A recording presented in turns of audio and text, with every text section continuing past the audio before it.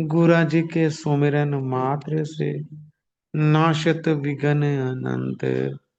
तासे सर्व आरंभ यावत है सब। दंडोत वंदना अनक बार। सर्व कला समरथ डोलन तेरा को प्रभु। गो नानक दे कर श्री आप प्रगटे जगत में जीव काज सुधार। शब्द नाव बनाए दुखत जीव। नम्रता और भेंट सतगुरु। मैं हूँ शरणागत तुम दास अपना। मैं हूँ शरणागत तुम चरणों में रख लीजिए। परम सौभाग्यशाली गुरुमुख जनों, अपना सब ओर से ध्यान हटाते हुए एकाग्रचित बैठकर अपना सत्संग की तरफ लगाते हुए सुरती को सतगुरु की प्रसन्नता, सतगुरु का शुभ आशीर्वाद प्राप्त हो, जिससे कि हमारे कल्याण का रास्ता जो हमारे को मिला है वो कल्याण अपना हम कर सके।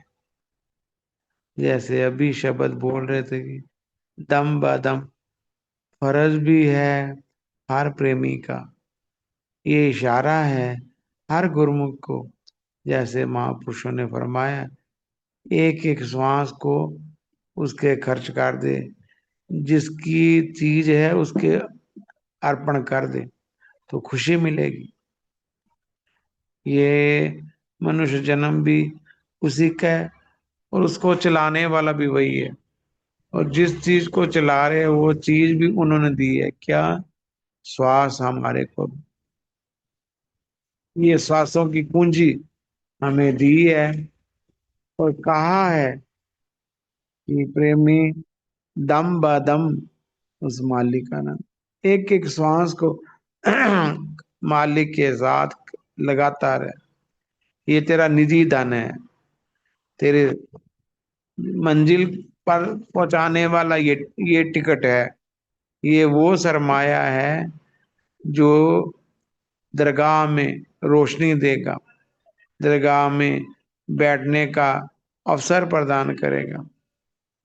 ये ऐसा असली खजाना है, ना चोर चुराएगा, ना अग्नि जलाएगी, ना पानी में डूब जाएगा।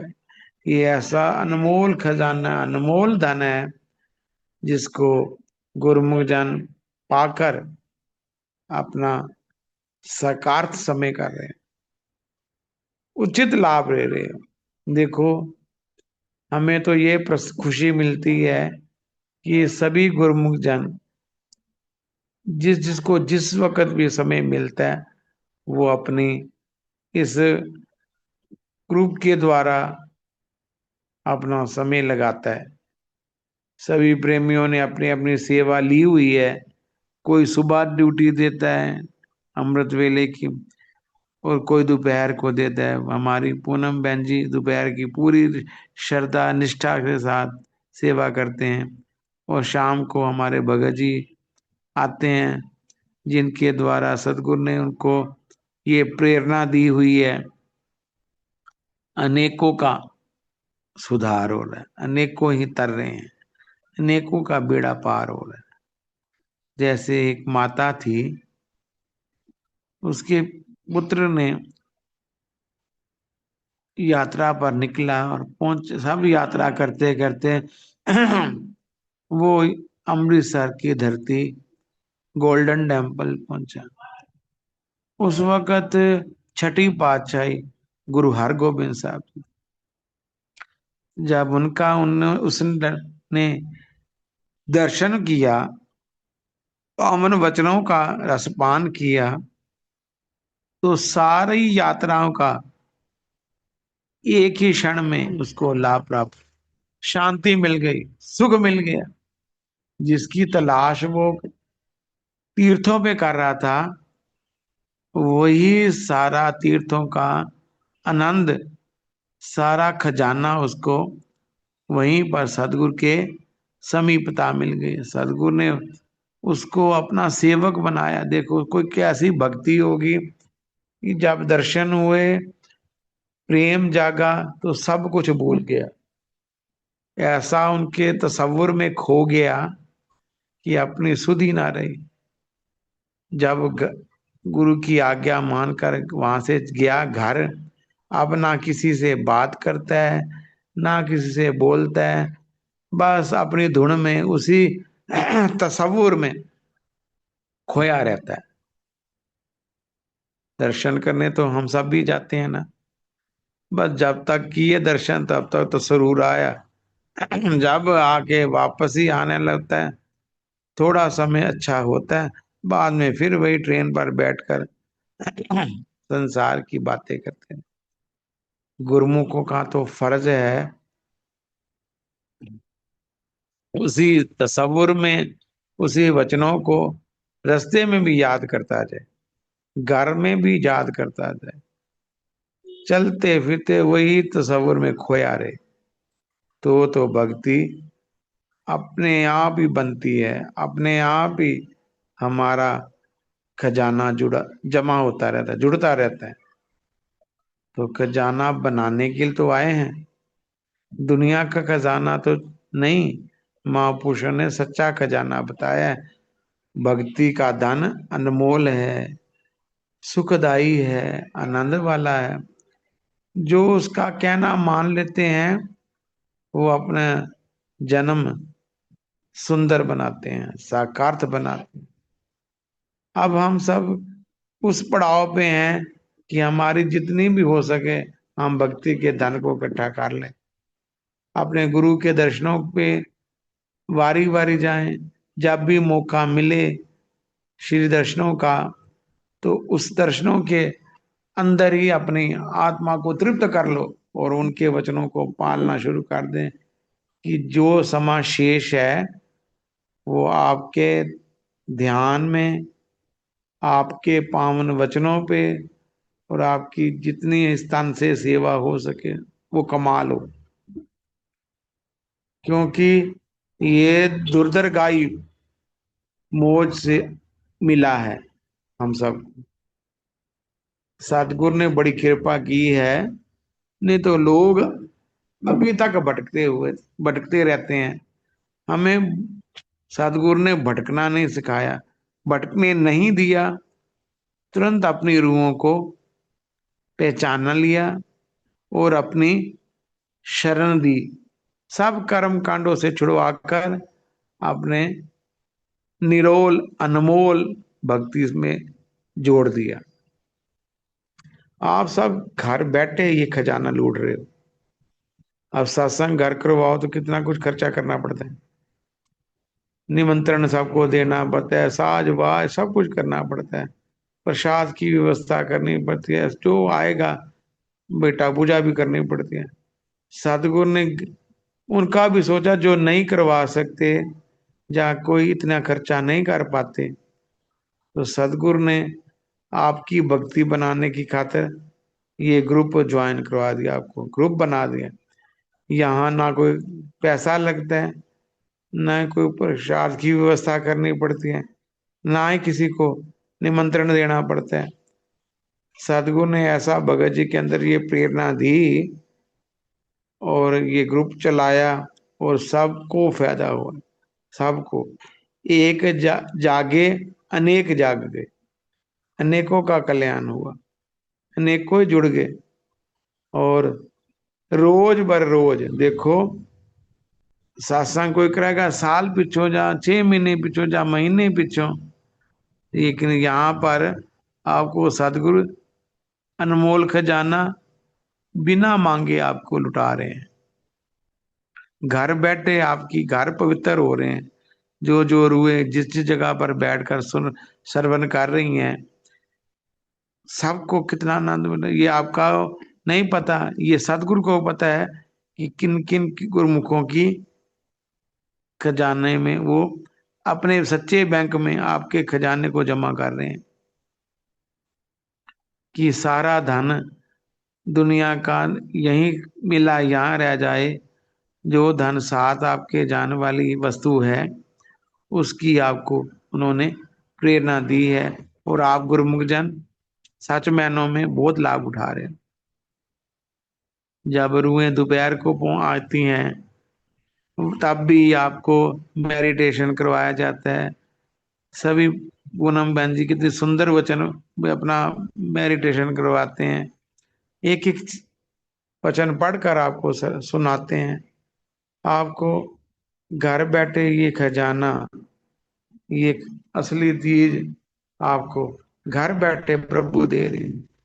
दया के सागर ने कितनी दया की है कि हमारा पल्ले तो वो इतनी अकल बुद्धि नहीं थी, लेकिन सदगुरु ने अपना सेवक जानकर अपना अपना समय कर हमें ये सच्ची पूंजी आप लुटा रहे हैं कि संचित कर लो, ये धन को ये इकट्ठा कर लो।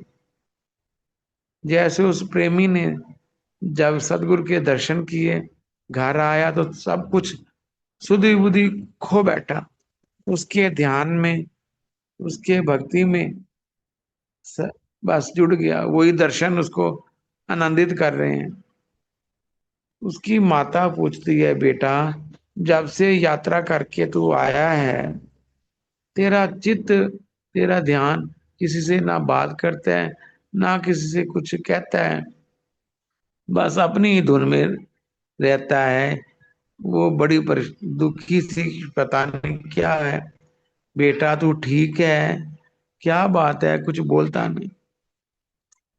अब वो बताता है, माता अनेकों यात्राएं करके आया, लेकिन जब मैं पावन धरती अमृतसर पहुंचा, तो जब हरि मंदिर में पहुंचा, जिसका पहले नाम था हरमंदिर साहब, हरि का मंदिर, वहां पहुंचा हूं तो पार ब्रह्म परमेश्वर उस वक़्त उस गुरु नानक की छठी जोत श्री हरगोविंद साहब जी के सुंदर दर्शन हुए हैं।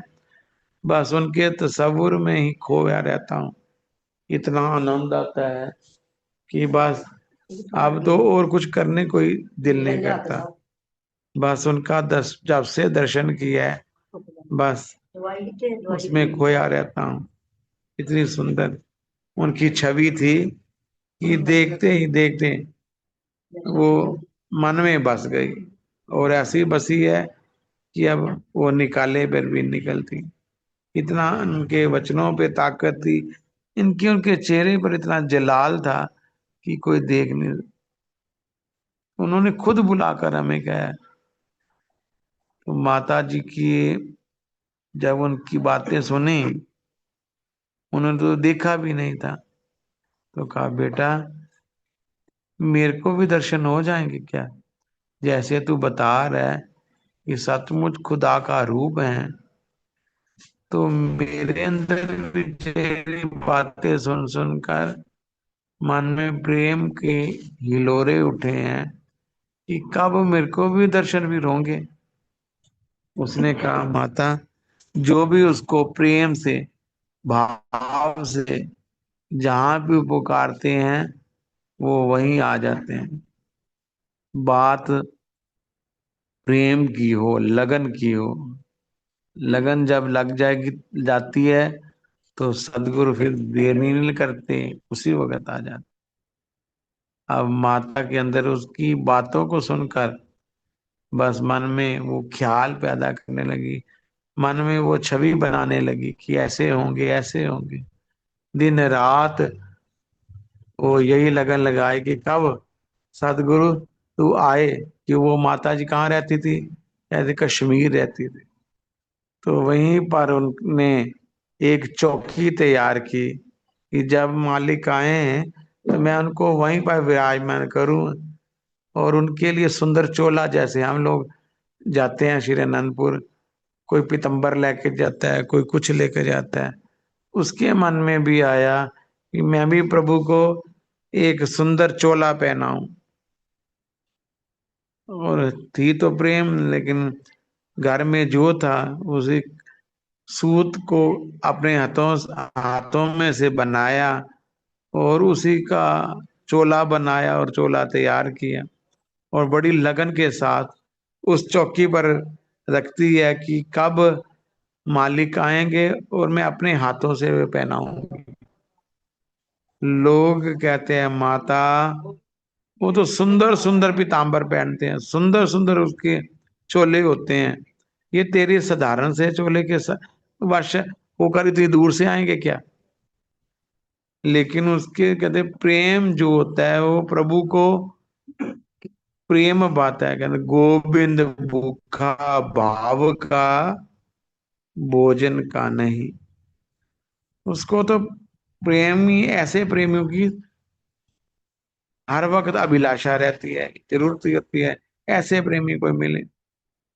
नहीं तो हर कोई मांगने के लिए, दुनिया के पदार्थों को मांगने के लिए लेने लगाए बैठा है, लेकिन उसकी याद को और उसको बुलाने में कोई विरला विरला ही है।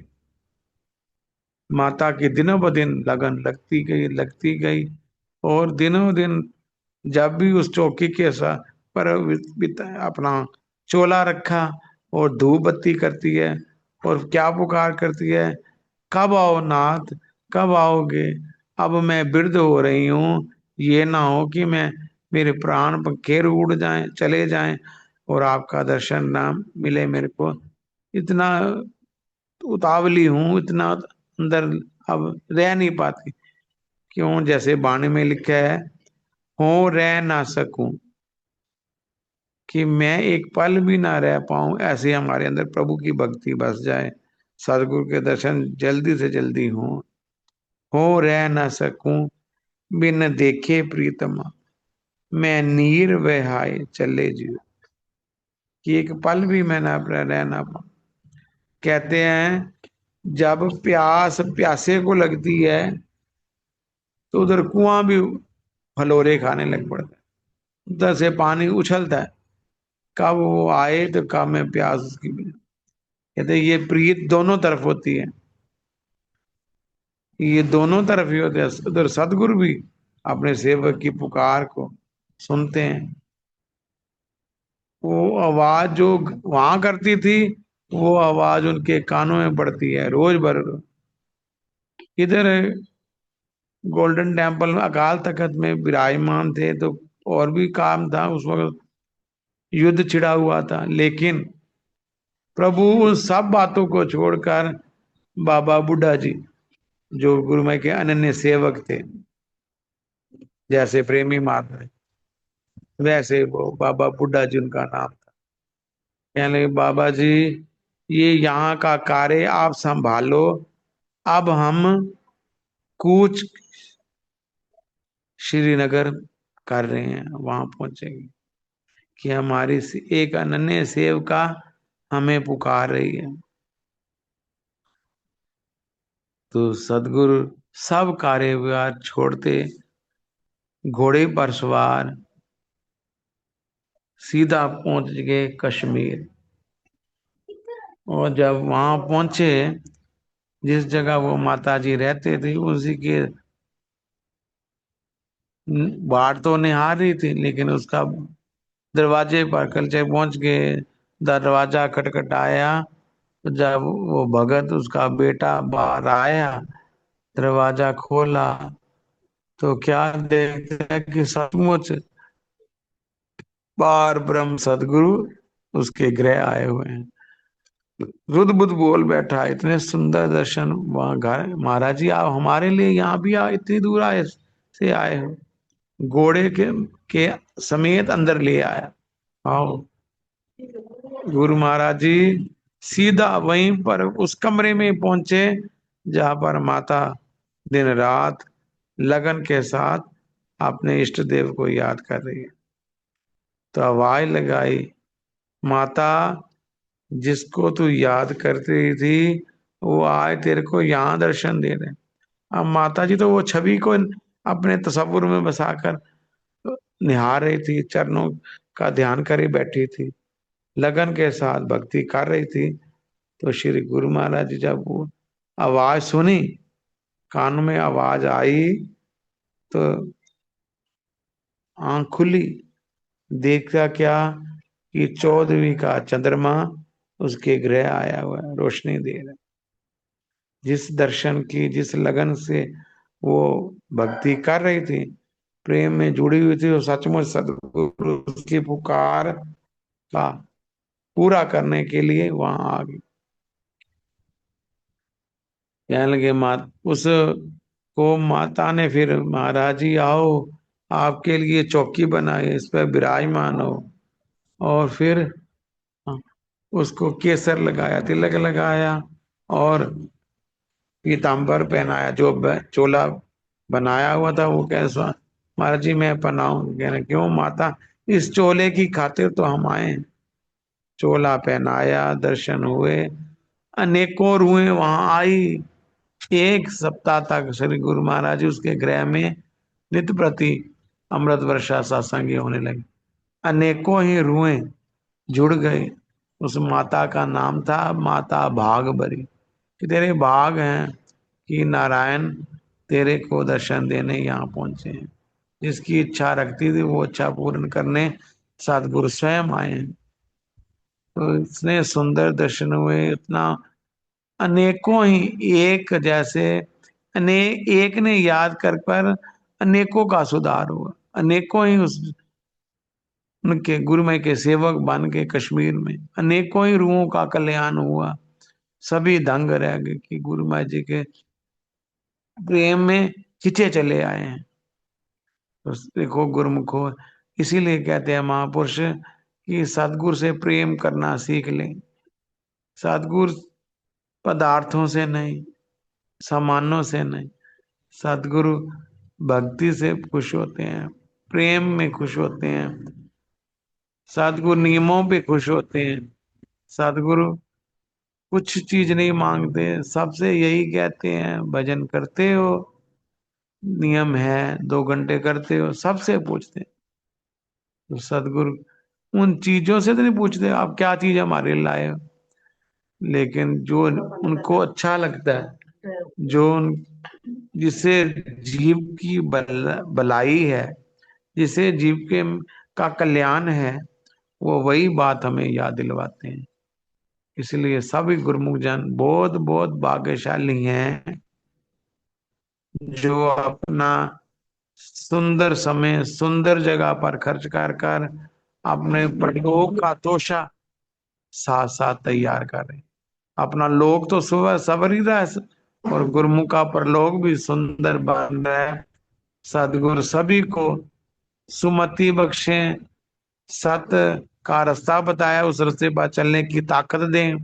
हम सब गुरुमुख जन श्री आज्ञा अनुसार उनकी आज्ञा का पालन करें, और अपना ये लोक भी संवारें, परलोक भी सुहेला करें, और महापुरुषों के प्रसन्नता के पात्र बने।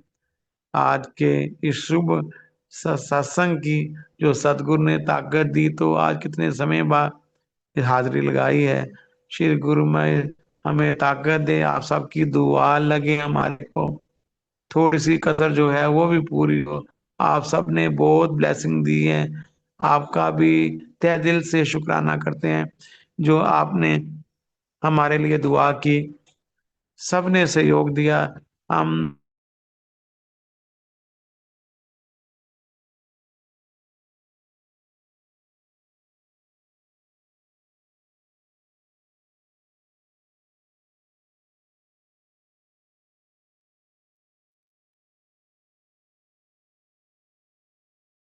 दिल से यही दुआ करते हैं, सभी का मंगल हो, सभी की खुशियां दुगनी हो, सभी की सेहत सुंदर हो। जो सबका भला मांगते हैं उनका स्वयं भला परम दयाल जी स्वयं करते हैं। आज की घड़ियों की आप सबको बहुत बहुत बधाई हो, और श्री गुरु महाराज जी हमारे भगत जी सुरेश जी को ताकत दें। ऐसे ही ये प्रथा चलती रहे, चलती रहे, ये सेवा उनकी बने, और सबको जोड़ते रहे। संगत ज्यादा से ज्यादा जुड़ा करो। कोई धन नहीं लगता, कोई कुछ नहीं लगता, आपकी भला के लिए, आपकी भलाई के लिए परम दयाल जी ने ये सेवा बख्शी है। आप ज्यादा से ज्यादा जुड़ो और अपना कल्याण करो। आज के मंगलमय दिवस की सभी गुरुमुखों को परम दयाल जी की शुभ आशीर्वाद और हमारे तरफ से सभी संगत को लाखों लाख बार बधाई हो, बधाई हो, बधाई हो। धन्यवाद। बोलो जयकारा। बोल मेरे श्री गुरु महाराज। बोल श्री परम